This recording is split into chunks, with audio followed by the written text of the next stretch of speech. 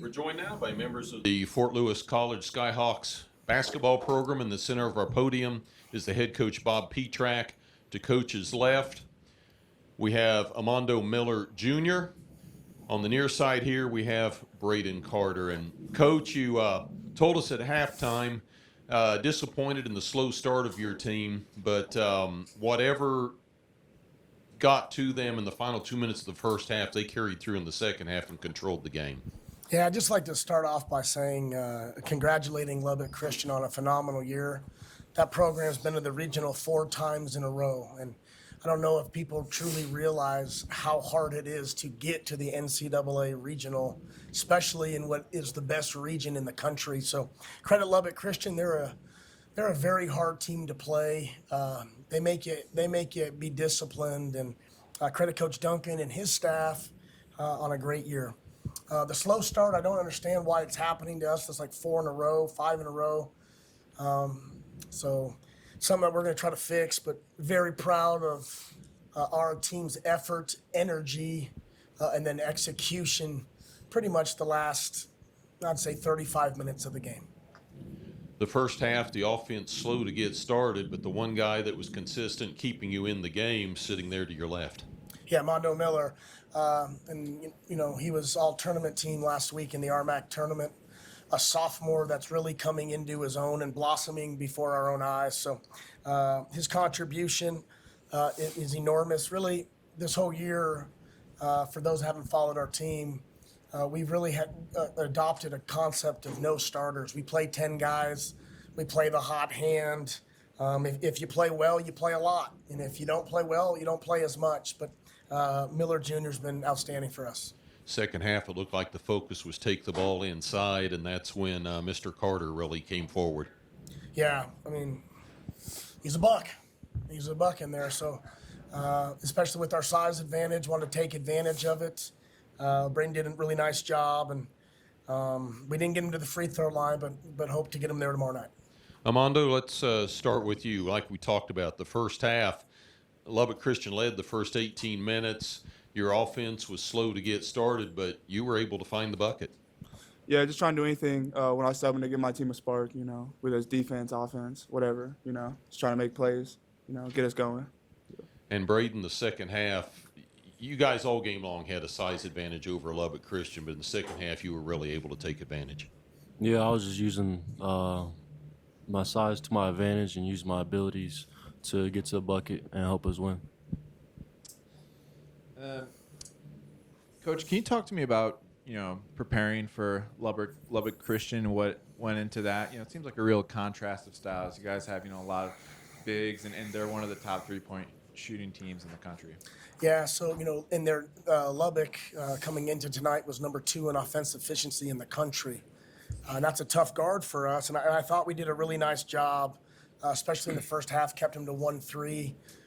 Ethan Duncan, who's a heck of a player, got loose a few times in the second half. But, you know, after the slow start, I really felt we had them at a jabber's distance, and they're a hard team to play. And if you look at their schedule and look at some of the wins they've had this year, put it this way, if that's a 7 seed, I'd like to see the other regions and see what their 7 seed looks like. Yeah.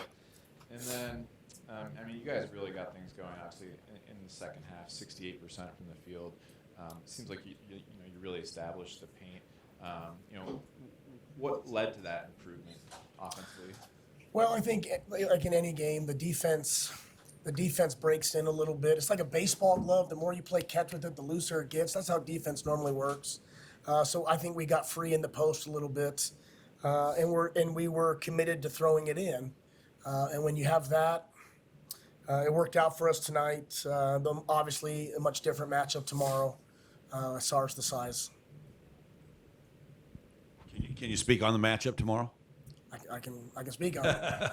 Well, I mean, you know each other so well. What goes into this game? Well, I mean, we're playing another top 10 game, which we've come almost accustomed to in our league the last few years.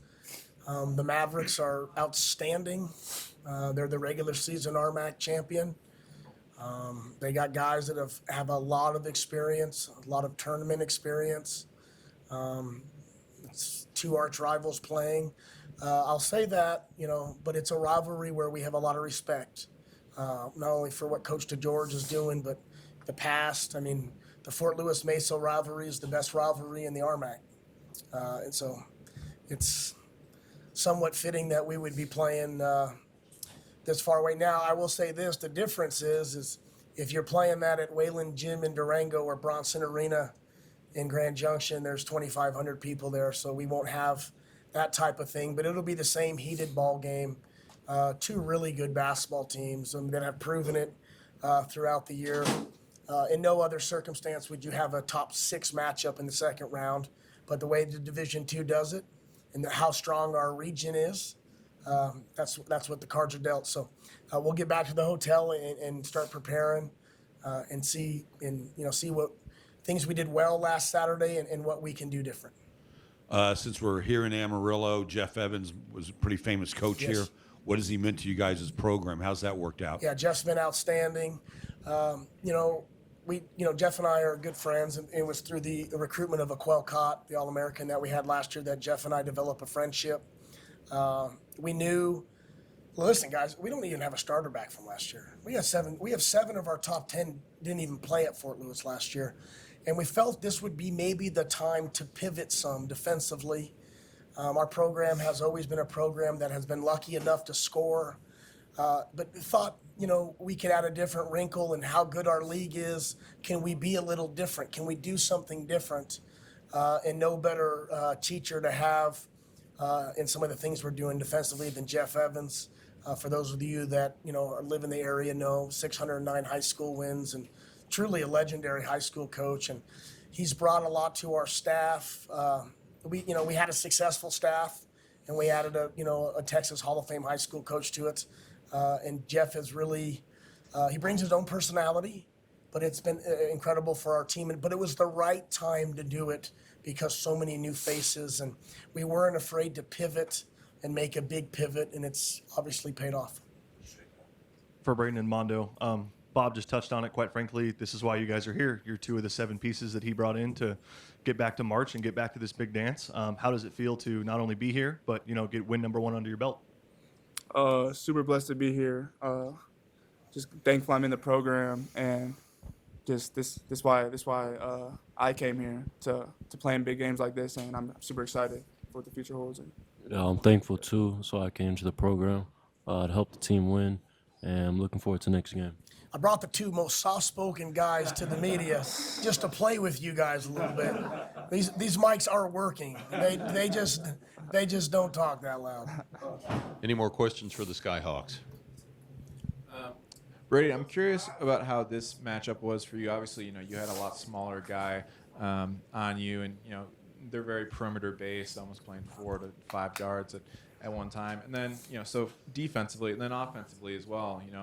Being able to establish yourself in the paint, but not be too overbearing and draw any offensive fouls. Defensively, I didn't see much of a problem. I'm used to guarding on the perimeter, and so I'm used to that type of matchup. On the offensive end, I've been using my size to my advantage, so it was just getting down low, trying to get open, and go to my moves. That's about it. Congratulations on the win, and looking forward to a fun game tomorrow. Okay, see you tomorrow night.